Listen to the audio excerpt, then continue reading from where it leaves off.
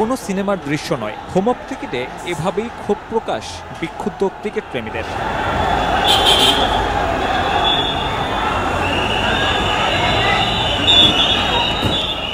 11তম আসর শুরুর আগে এমন বিপত্তি স্টেডিয়ামের মূল গেটে আটকে দেয়া হয় রাজশাহীর টিম বাস।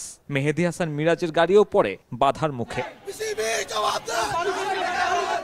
টিকিট নিয়ে লঙ্কা কাণ্ডের কারণ বিসিবির নতুন নিয়ম। টিকিট বুথে টিকিট নেই, নির্ধারিত ব্যাংক থেকে সংগ্রহ করতে হবে টিকিট। তবে সেখানেও দীর্ঘ লাইন, কেউ 5 কেউ বা 7 ঘন্টা, কারো অপেক্ষা আরো বেশি। তাও টিকিটের দেখা মেলে না। এই টিকিটের ব্যবস্থা রাখা হলেও তা বিভ্রান্তি বাড়িয়েছে আরো। টিকিট পাবলিশ হওয়ার সাথে সাথে অনলাইনে ঢুকার দেখি সার্ভার ডাউন। আজকে সকালে অনলাইন করে একবার ট্রাই করেছি, সোল্ড আউট হয়ে গেছে। অনলাইনে করার চেষ্টা করছি ভাই, অনলাইনে মনে করেন যে অনলাইনে আপনার ওয়েবসাইট করে দিচ্ছে বিসিবি, মানে ওইখানে ঢোকা যাচ্ছে না ভাই। অনলাইনে কাছে আবার কি এই জায়গা থেকে টিকিট নেওয়া লাগে পয়সা, তাহলে অনলাইনে কাটে লাভ হলো কিটা।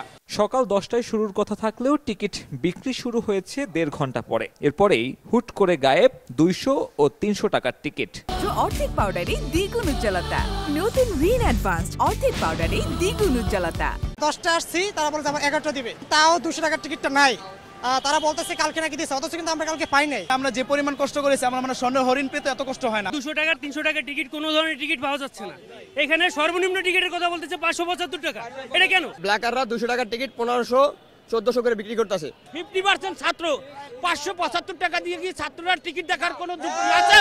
যদিও সময় সংবাদের উপস্থিতি টের পেয়ে হারিয়ে যাওয়ার টিকিট আবারও ফেরে ব্যাংক বুথে। কর্তৃপক্ষ দায় চাপিয়েছে বোর্ডের ওপর। যদিও বিসিবির তরফ থেকে টিকিট নিয়ে এমন লঙ্কাকাণ্ডের কোনো মন্তব্য পাওয়া যায়নি। সাব্বির মিথুন, সময় সংবাদ, ঢাকা।